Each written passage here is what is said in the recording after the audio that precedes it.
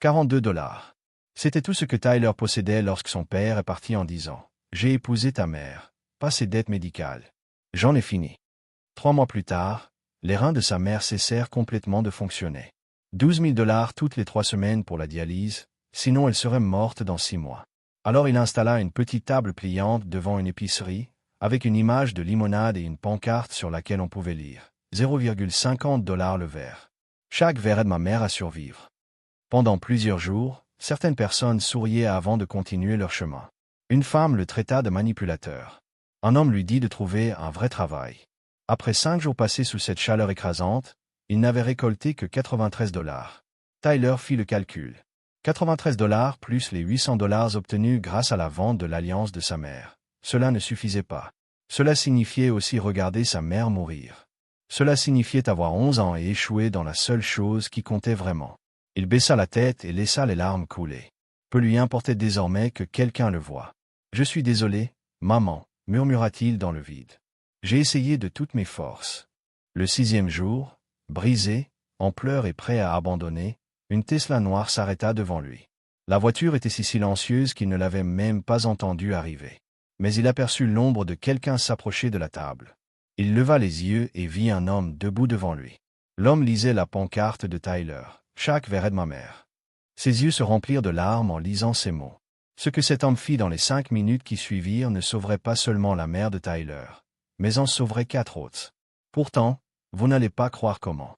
Car 12 ans plus tard, un téléphone sonnerait à 3 heures du matin, et tout ce qui avait commencé avec un stand de limonade reviendrait les hanter d'une manière qu'aucun d'eux n'aurait pu imaginer.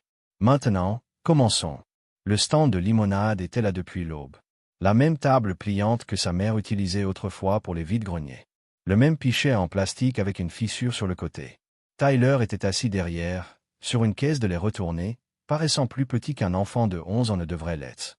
Ses mains reposaient sur ses genoux, non pas à cause de la fatigue, mais pour cacher les tremblements qui revenaient chaque fois qu'il repensait à ce que le médecin lui avait annoncé 3 jours plus tôt. Les passants défilaient sans arrêt. Certains jetaient un coup d'œil rapide au stand, mais la plupart continuaient leur chemin. L'installation n'avait rien de sophistiqué. Une image de limonade, des gobelets en papier empilés proprement, et une petite boîte en plastique pour recueillir l'argent. Devant lui, une pancarte écrite à la main sur un morceau de carton. Limonade fraîche, $0,50 le verre. Chaque verre aide ma mère à survivre. Il regardait les gens la lire. Certains ralentissaient, visiblement mal à l'aise. Certains sortaient leur portefeuille, tandis que d'autres offraient des mots gentils à la place de quelques pièces. « Tu es un bon fils », dit un homme en déposant 2 pièces de 25 cents dans la boîte sans même prendre de limonade. Tyler voulait dire merci, mais il n'y arrivait pas. Il resta simplement là, ne sachant pas quoi faire. Il ne se sentait pas comme un bon fils. Il avait l'impression de ne pas en faire assez. En milieu de matinée, ses jambes commencèrent à se crisper après être resté trop longtemps dans la même position. Le trottoir devant l'épicerie était si brûlant qu'il rendait le simple fait d'être debout insupportable. La sueur traversait sa chemise, mais il restait là, parce que rentrer plus tôt signifierait admettre que cela ne fonctionnait pas, et il ne pouvait pas se le permettre.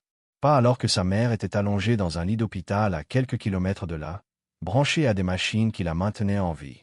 Une femme s'arrêta, les bras chargés de sacs de course. Elle lut la pancarte, puis regarda Tyler avec des yeux qui semblaient comprendre plus qu'il ne le souhaitait. « Combien as-tu récolté jusqu'à présent » demanda-t-elle d'une voix douce. Tyler fixa la petite boîte pendant un instant. Principalement des pièces. Quelques billets. $14,75. La femme soupira et le regarda de nouveau. « De combien as-tu besoin » Sa voix sortit plus faible qu'il ne l'aurait voulu. « Le traitement coûte $12 000. Toutes les 3 semaines. » La femme posa ses sacs. Elle ne dit rien sur l'impossibilité de cette somme, sur le nombre de verres qu'il faudrait vendre, ni sur le fait qu'un enfant ne devrait jamais porter un tel fardeau. Elle sortit simplement son portefeuille et glissa un billet de $20 dans la boîte. « Continue, » dit-elle. « On ne sait jamais qui pourrait s'arrêter pour aider. » Tyler la regarda partir. Sa vision se brouilla un instant. Il cligna plusieurs fois des yeux jusqu'à ce que tout redevienne net. Il ne pouvait pas pleurer ici, pas devant tout le monde. La semaine précédant l'apparition du stand, sa mère Karen avait essayé de sourire lorsque le médecin leur avait expliqué que, sans dialyse régulière, ses reins cesseraient complètement de fonctionner en quelques mois.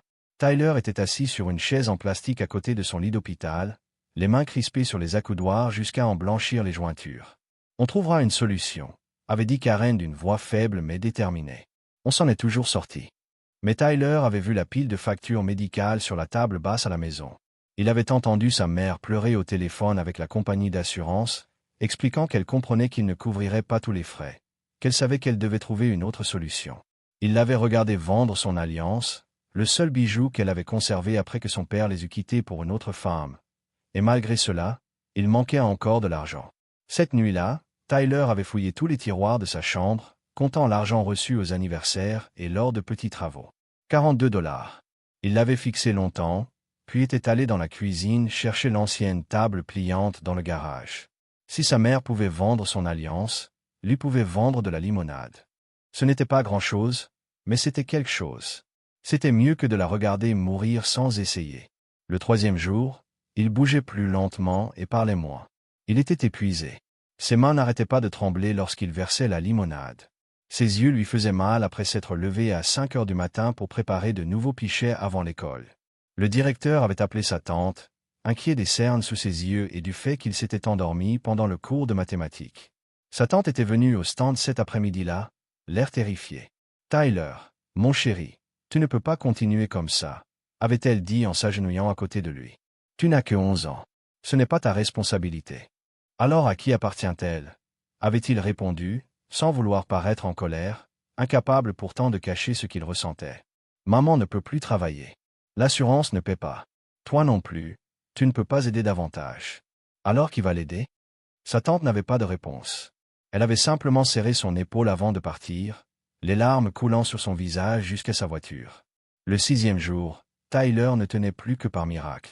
Son sommeil se résumait à quelques courtes périodes entre des cauchemars où les machines de l'hôpital s'arrêtaient. La nourriture n'avait plus de goût. Ses mains tremblaient ouvertement lorsqu'il comptait la monnaie.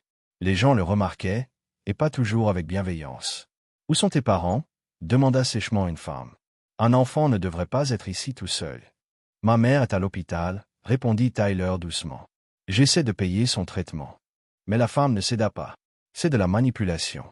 Utiliser une mère malade pour culpabiliser les gens afin qu'ils achètent de la limonade hors de prix. » Elle s'éloigna avant qu'il puisse répondre.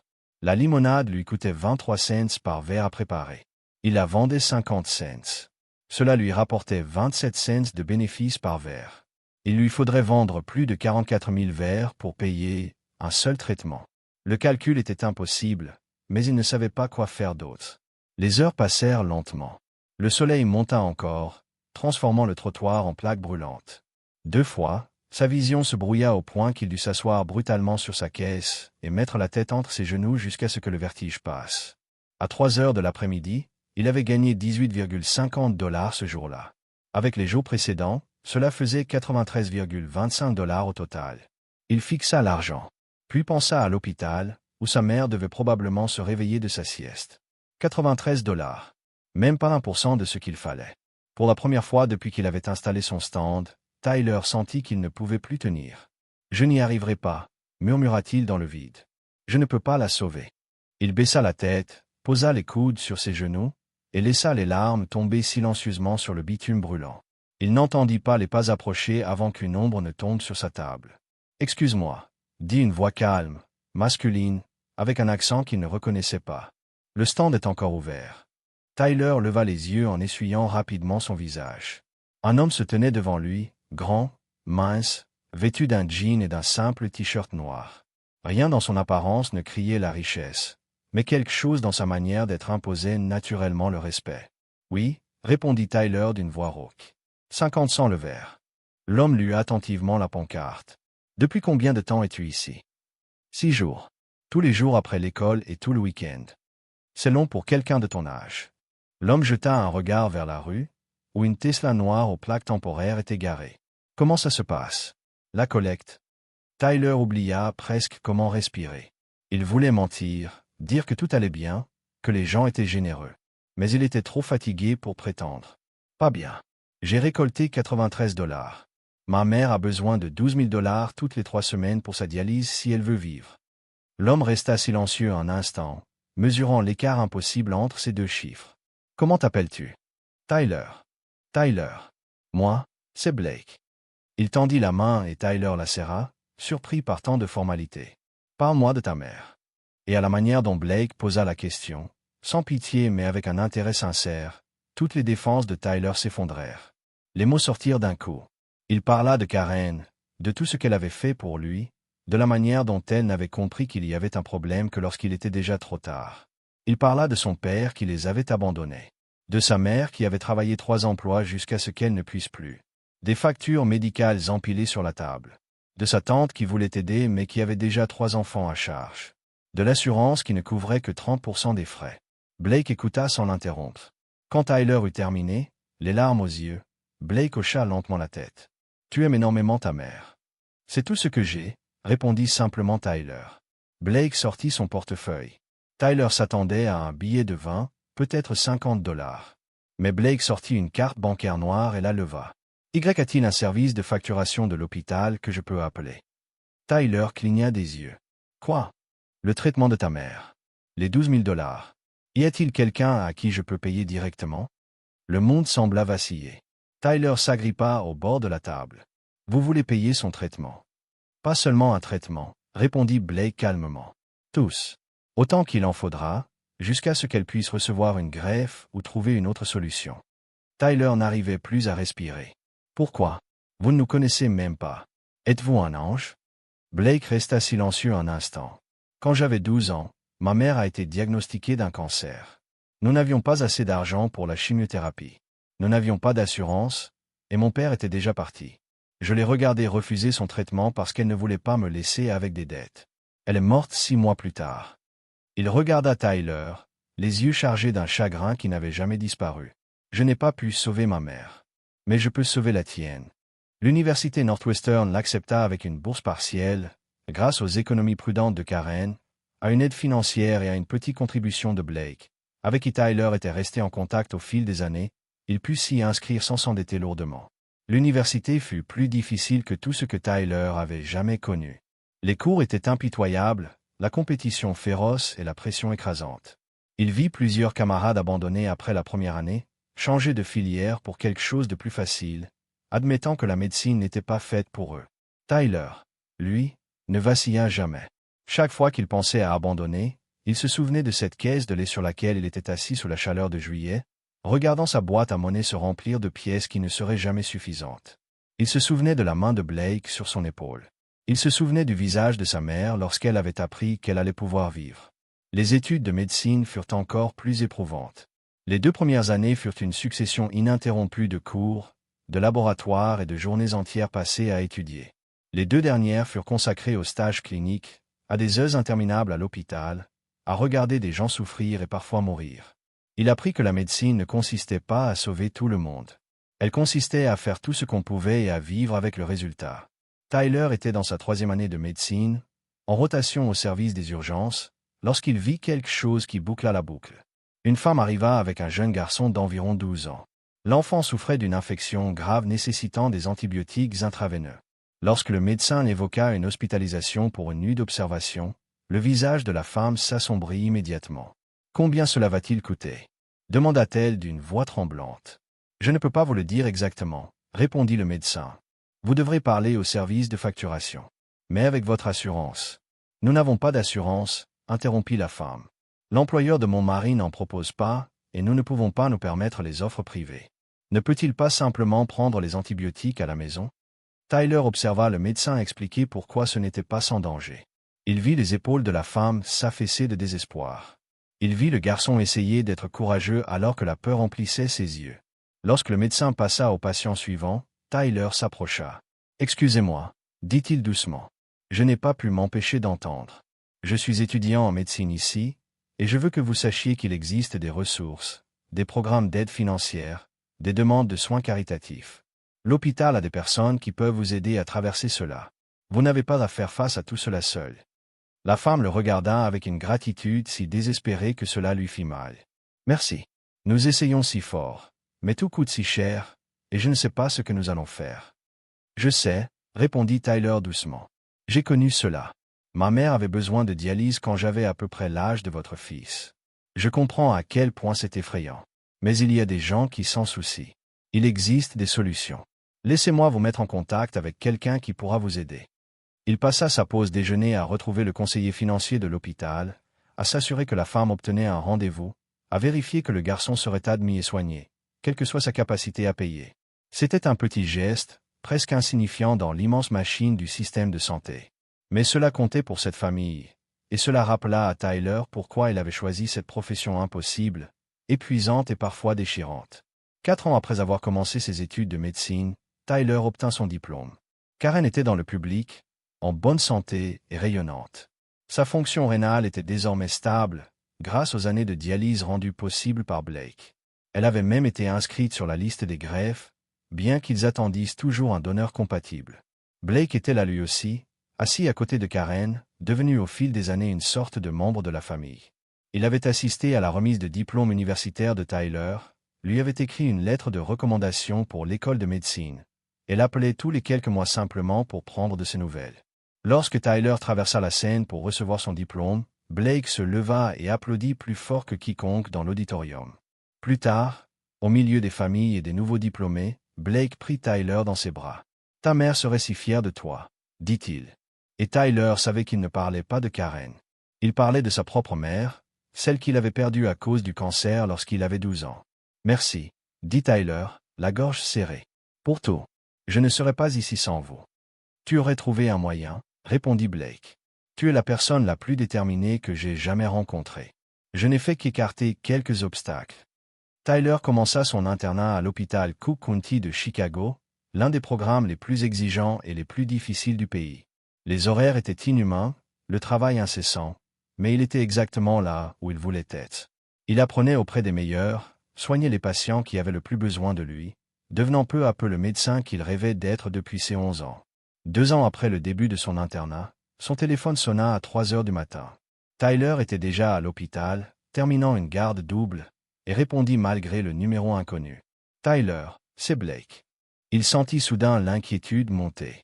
En toutes ces années, il ne l'avait jamais entendu parler comme cela. Effrayé. Perdu. « Blake, qu'est-ce qui ne va pas? Vous allez bien? Je suis à l'hôpital Northwestern Memorial. C'est Lorraine, ma femme. Elle était enceinte. Nous étions si heureux, mais quelque chose s'est mal passé pendant l'accouchement. Elle saigne et il n'arrive pas à arrêter l'hémorragie. » Blake s'interrompit pour reprendre son souffle. Ils ont besoin de sang. Beaucoup de sang. Mais son groupe sanguin, c'est AB négatif. Et ils disent qu'ils n'en ont pas assez. J'ai proposé de donner, mais mon sang n'est pas compatible et je ne sais pas quoi faire. Tyler était déjà en mouvement, se dirigeant vers la sortie. J'arrive. Quel étage? Maternité. 4e étage. Mais Tyler, tu n'es pas obligé. J'arrive déjà, coupa Tyler. Attendez-moi. Le trajet jusqu'à Northwestern Memorial dura 12 minutes. Cela lui sembla des heures. Trop de pensées se bousculaient dans son esprit. Tout ce qu'il savait sur les hémorragies postpartum, sur la compatibilité sanguine, sur les protocoles de transfusion. AB négatif était le groupe sanguin le plus rare, présent chez moins de 1% de la population. La banque de sang de l'hôpital devait en avoir. Mais en pleine nuit, surtout en situation d'urgence, les réserves pouvaient être limitées. Il se gara illégalement devant les urgences et courut dans l'hôpital, montant les escaliers 2 marches à la fois jusqu'au 4e étage. Il trouva Blake dans la salle d'attente, faisant les 100 pas comme un animal en cage. L'homme d'affaires toujours si maître de lui paraissait détruit, les cheveux en bataille, les yeux remplis d'une peur sauvage. « Tyler, » dit Blake en le voyant, un mélange de soulagement et de désespoir dans la voix. « Tu n'étais pas obligé de venir. J'avais juste besoin de parler à quelqu'un, et je ne savais pas qui appeler. Dis-moi ce qu'il se passe, » dit Tyler en posant une main ferme sur son épaule. Lorraine est entrée en travail il y a 6 heures. Tout allait bien, tout était normal. Puis après l'accouchement, elle a commencé à saigner. Ils appellent cela une hémorragie postpartum. Ils essaient tout, mais elle a perdu tellement de sang, ils doivent la transfuser, mais l'AB négatif est si rare. Sa voix se brisa. Je ne peux pas la perdre, Tyler. J'ai enfin tout ce que j'ai toujours voulu. Je ne peux pas la perdre.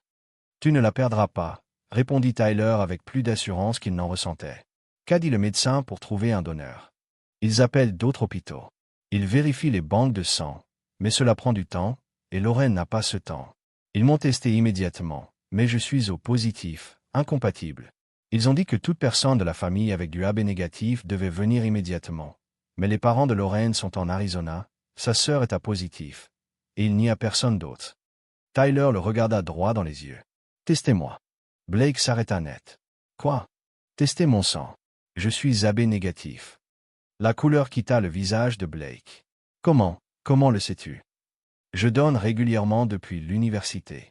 Tyler se dirigeait déjà vers le poste des infirmières. Où est le médecin responsable? Je dois lui parler maintenant. La suite se déroula très vite. Analyse sanguine pour vérifier la compatibilité. Formulaire signé en triple exemplaire. Consentement. Question médicale. Tyler répondit à tout rapidement, honnêtement. Son esprit était concentré sur une seule chose, faire parvenir son sang à Lorraine à temps pour lui sauver la vie. On l'installa dans un fauteuil à côté de la chambre de Lorraine. À travers la vitre, il pouvait voir le chaos organisé des médecins et des infirmières tentant de stopper l'hémorragie. Blake resta à ses côtés tandis que le phlébotomiste insérait l'aiguille dans son bras. « Tu n'es pas obligé de faire cela, » murmura Blake. « Ils trouveront du sang ailleurs. »« Peut-être, » répondit Tyler. « Mais peut-être pas à temps. Et vous étiez là quand ma famille avait besoin d'aide. Quand tout le monde est passé devant mon stand de limonade sans s'arrêter, vous vous êtes arrêté. Vous avez écouté. Vous avez montré de la compassion. » Il leva les yeux vers lui. « Maintenant, c'est mon tour. » Les yeux de Blake se remplirent de larmes. « Tyler, je ne sais pas comment te remercier. »« Vous l'avez déjà fait, » répondit Tyler simplement. « Il y a 12 ans, devant une épicerie, au milieu de l'été, vous avez rendu la vie à ma mère. Aujourd'hui, je vous rends l'appareil. » Le premier sac de sang se remplit. Puis un deuxième. Le phlébotomiste le surveillait attentivement, vérifiant sa tension et son pouls, s'assurant qu'il ne donnait pas trop. Mais Tyler aurait donné jusqu'à la dernière goutte si cela signifiait sauver Lorraine, sauver Blake de cette douleur qui le hantait depuis ses 12 ans. Après le deuxième prélèvement, on l'obligea à se reposer. Une infirmière lui apporta du jus et des biscuits. Blake resta assis à côté de lui, sa main agrippée à son épaule comme une ancre. « Il la transfuse maintenant, » dit-il en prenant une profonde inspiration. Le saignement ralentit. Il pense qu'elle va s'en sortir. Tyler ferma les yeux. Le soulagement était si intense qu'il lui donna le vertige. Ou peut-être était-ce la perte de sang. Peu importe. Il avait l'impression que le monde avait retrouvé son équilibre. 3 heures plus tard, un médecin sortit de la chambre de Lorraine, épuisé mais souriant. « Monsieur Morrison, votre épouse est stable. Les transfusions ont fonctionné. Nous avons contrôlé l'hémorragie et ses constantes s'améliorent. Elle devra être surveillée pendant les prochaines 24 heures, mais je pense qu'elle est hors de danger. » Blake poussa un son entre le sanglot et le rire. Il se tourna vers Tyler, encore assis dans le fauteuil, mangeant son 3e paquet de biscuits, et le serra violemment dans ses bras. « Tu l'as sauvée » murmura Blake. « Tu les as sauvées toutes les deux. »« Les deux » demanda Tyler. « Le bébé. »« Notre fille » dit Blake en reculant, les larmes coulant sur son visage. « Elle est parfaite. 3 kilos de sang. En parfaite santé. Magnifique. Parfaite. » Il serra les épaules de Tyler. « Tu m'as rendu ma famille, Tyler. Comme j'ai essayé de te rendre la tienne, il y a 12 ans.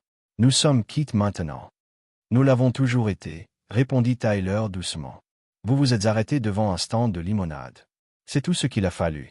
Une seule personne choisissant de voir la douleur d'un autre et d'y répondre avec bonté. Tout le reste, tout cela, n'est que l'effet de cette seule décision. » On laissa Tyler voir brièvement Lorraine avant qu'il parte.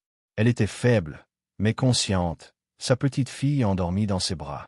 Lorsque Blake le présenta comme le donneur qui lui avait sauvé la vie, les yeux de Lorraine se remplirent de larmes. « Merci, » murmura-t-elle. « Je ne sais pas comment vous rembourser. »« Vous n'avez pas besoin, » répondit Tyler. « Tenez votre fille dans vos bras et soyez heureuse.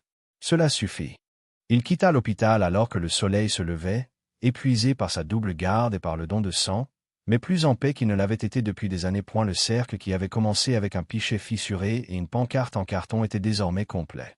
Blake avait sauvé Karen. Tyler avait sauvé Lorraine. La vie avait trouvé un moyen de rétablir l'équilibre. Tyler rentra chez lui et dormit 12 heures d'affilée. Lorsqu'il se réveilla, il trouva cet appel manqué de Blake et un message qui disait simplement « Appelle-moi quand tu seras réveillé.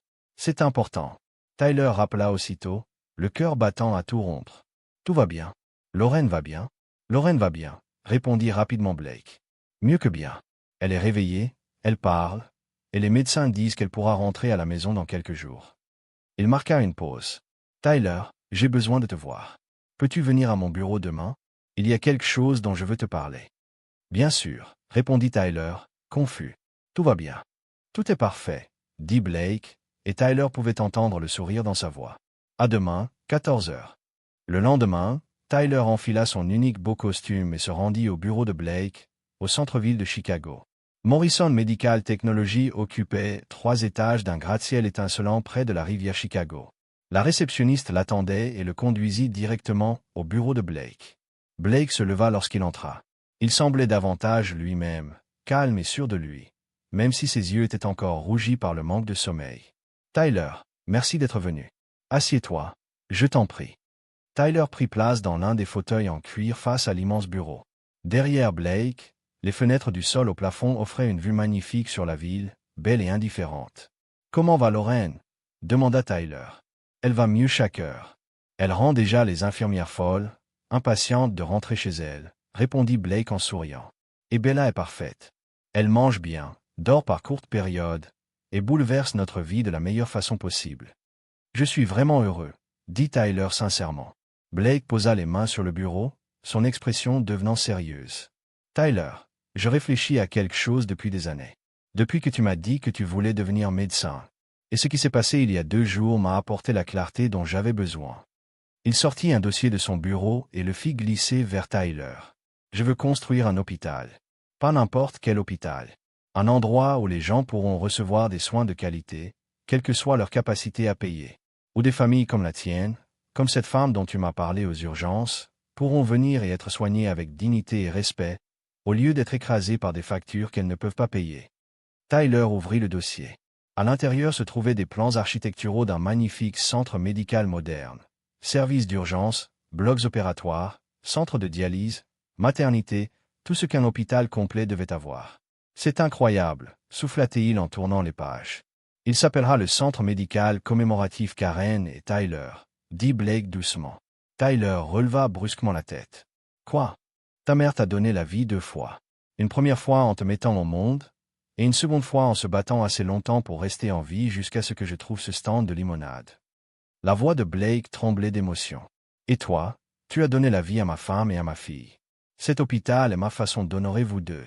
De faire en sorte que ce qui est arrivé à votre famille, ce qui a failli arriver, n'arrive plus jamais à personne. » Tyler ne trouvait plus ses mots. Sa gorge s'était nouée autour d'émotions trop grandes pour être exprimées. « L'hôpital fonctionnera avec un système de paiement progressif, » poursuivit Blake. « Plein tarif pour ceux qui peuvent payer, tarif réduit pour ceux qui ont des difficultés, et entièrement gratuit pour ceux qui n'ont aucun moyen. Personne ne sera jamais refusé. Je finance cela personnellement, et d'autres donateurs se sont déjà engagés à assurer sa pérennité. » Blake, je ne sais pas quoi dire, réussit à murmurer Tyler. « Dis-moi simplement que tu y travailleras quand tu auras terminé ton internat, » répondit Blake. « J'aurai besoin de bons médecins. Des médecins qui savent ce que cela fait d'être de l'autre côté du bureau, face à des choix impossibles. Des médecins qui ont choisi cette profession pour les bonnes raisons. » Tyler regarda de nouveau les plans, sa vision troublée par les larmes. Un hôpital portant son nom et celui de sa mère. Un endroit où aucun enfant n'aurait à vendre de la limonade pour sauver un parent. Où aucune mère n'aurait à vendre son alliance. Où la question ne serait pas « Pouvez-vous payer ?», mais simplement « Comment pouvons-nous vous aider ?»« Quand commencez-vous les travaux ?» demanda-t-il. « Dans 6 mois. Nous avons déjà acheté le terrain à Englewood, l'un des quartiers qui en a le plus besoin. La construction prendra environ 18 mois. Si tout se passe comme prévu, l'hôpital ouvrira juste au moment où tu termineras ton internat. » Blake se pencha légèrement en avant. « Alors, qu'en dis-tu, Dr Tyler? Viendras-tu travailler au centre médical commémoratif Karen et Tyler ?» Tyler se leva et tendit la main à travers le bureau. « Ce serait un honneur. » Blake serra sa main avec force, puis le prit dans ses bras. « L'honneur est pour moi. Tu m'as appris plus sur le courage et la compassion que quiconque. Maintenant, construisons quelque chose qui enseignera ces leçons à tous ceux qui franchiront ces portes. » 18 mois plus tard, par une fraîche matinée d'octobre, le centre médical commémoratif Karen et Tyler célébra son inauguration. Les caméras de télévision étaient présentes, ainsi que des politiciens locaux et des dirigeants communautaires. Mais les personnes les plus importantes étaient les familles du quartier, celles qui attendaient depuis longtemps un établissement comme celui-ci. Karen se tenait à côté de Tyler, les larmes coulant sur son visage tandis qu'elle contemplait le bâtiment qui portait son nom. « Je n'arrive pas à croire que c'est réel, » murmura-t-elle. « Crois-y, maman, » dit Tyler en passant son bras autour de ses épaules. « Tu t'es battu pour rester en vie. Voilà ce qui est né de ce combat. Blake s'approcha avec Lorraine à ses côtés, tenant la petite Bella dans ses bras. « Tu es prêt ?» demanda-t-il à Tyler. Tyler regarda sa mère. Puis la famille de Blake. Puis la foule de personnes attendant l'ouverture des portes. Il pensa au petit garçon effrayé de 11 ans derrière son stand de limonade. Aux calculs impossibles pour sauver quelqu'un avec de simples pièces de monnaie. Au moment où Blake s'était arrêté quand tous les autres avaient continué leur chemin. « Je suis prêt », répondit-il. Ils coupèrent le ruban ensemble, Blake, Tyler et Karen. Tandis que les appareils photo crépitaient et que les applaudissements résonnaient, les portes s'ouvrirent et les premiers patients commencèrent à entrer. Une mère avec un enfant malade. Un homme âgé venu faire contrôler sa tension. Une femme enceinte cherchant des soins prénataux. Tous furent accueillis. Tous furent soignés.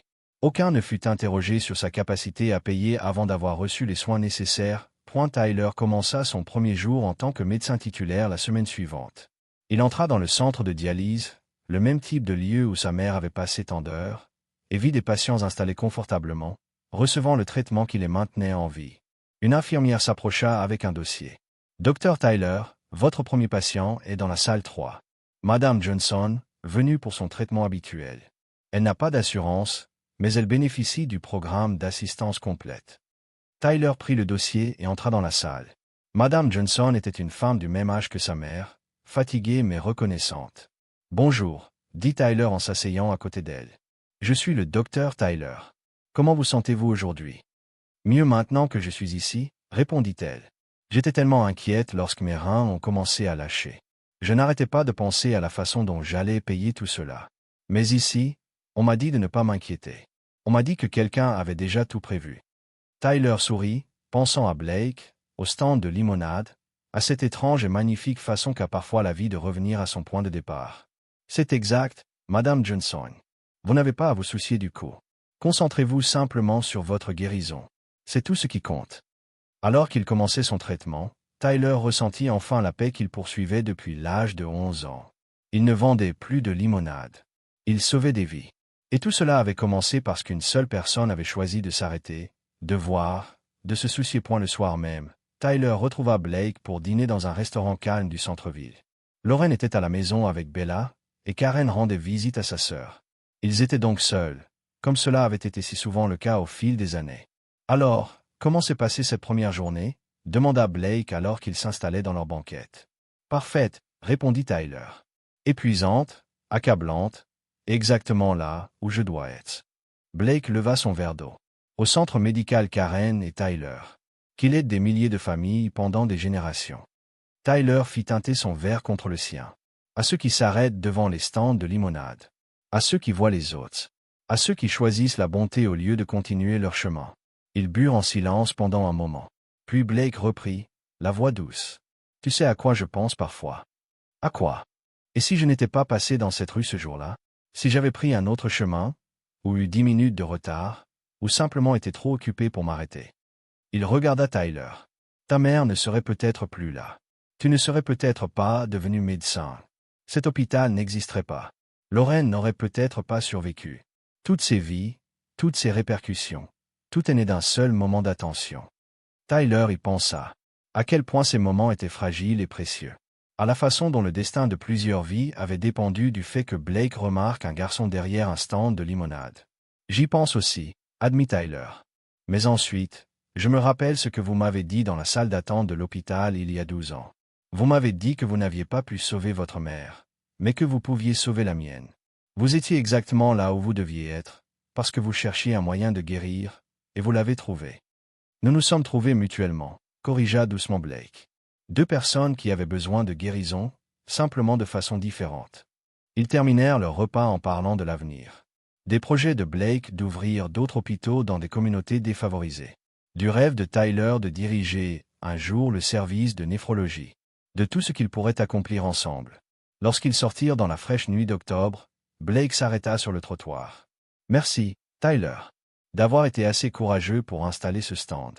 D'avoir été assez obstiné pour devenir médecin. D'avoir été assez généreux pour sauver Lorraine. Merci pour tout. » Tyler sourit doucement. « Merci de vous être arrêté. C'est tout ce que vous avez vraiment fait. Vous vous êtes simplement arrêté. Mais cela a tout changé. » Ils se séparèrent. Blake rejoignit sa voiture. Tyler décida de marcher un moment dans les rues de Chicago. Il passa devant des boutiques qui fermaient, des gens qui rentraient chez eux après le travail, le rythme ordinaire de la ville. Et il pensa à tous les moments extraordinaires cachés dans l'ordinaire. Le simple choix de s'arrêter devant un stand de limonade. La décision de donner son sang au milieu de la nuit. L'engagement de construire quelque chose qui survivrait à eux deux. Son téléphone vibra. Un message de sa mère. « Fier de toi, mon chéri. » Chaque jour. Tyler répondit, immédiatement. « Je t'aime aussi, maman. Pour toujours. » Quelque part dans la ville, dans l'hôpital qui portait leur nom, un patient recevait à cet instant même un traitement qui allait lui sauver la vie. Une famille était en train d'apprendre qu'elle n'avait pas à s'inquiéter du coup. Un enfant allait pouvoir garder son parent. Les répercussions continuaient de se propager, touchant des vies qui ne sauraient jamais où tout cela avait commencé. Tout avait débuté avec un pichet fissuré, une pancarte en carton et un garçon qui avait refusé de regarder sa mère mourir sans se battre. Cela s'était poursuivi avec un homme en quête de rédemption, qu'il avait trouvé dans le courage d'un enfant. Et cela continuerait bien après leur disparition, dans les vies sauvées, dans les familles restées unies, et dans cette conviction silencieuse mais persistante qu'une seule personne peut réellement faire une différence. Non pas à travers de grands discours, des vidéos virales ou des fondations inspirantes qui font la une des journaux, mais à travers le travail bien plus difficile de se présenter, de s'arrêter quand les autres passent leur chemin, de voir la douleur et d'y répondre avec amour, de construire quelque chose de réel et de durable à partir d'un instant d'espoir désespéré. Tyler rentra chez lui à pied à travers la nuit d'octobre, passant devant l'épicerie où son stand de limonade s'était autrefois tenu. Le parking était vide désormais, seulement du bitume, des lignes effacées, et le fantôme d'une petite table qui avait tout déclenché. Il s'arrêta un instant, plongé dans ses souvenirs. Puis il reprit sa marche vers sa maison, vers sa mère, vers l'hôpital qui portait leur nom, et vers l'avenir qu'ils avaient construit ensemble. Vers cette vie née d'un choix simple et parfait, s'arrêter, voir, se soucier. Tout le reste n'était que l'onde qui en découlait. C'est ainsi que le changement se produit. Non pas dans de grands gestes ou dans des discours célèbres, mais dans de petits moments où des gens ordinaires choisissent de voir la douleur des autres et d'y répondre avec un amour extraordinaire. Dans des stands de limonade, dans des voitures qui s'arrêtent au bon moment, et dans cette foi tranquille qu'une seule personne peut faire la différence. Tyler avait appris cette leçon sur un trottoir brûlant, 6 ans plus tôt.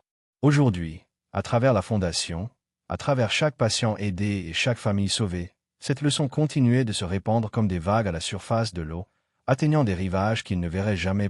Et si cette histoire vous a touché, n'oubliez pas de vous abonner pour découvrir d'autres histoires émouvantes comme celle-ci.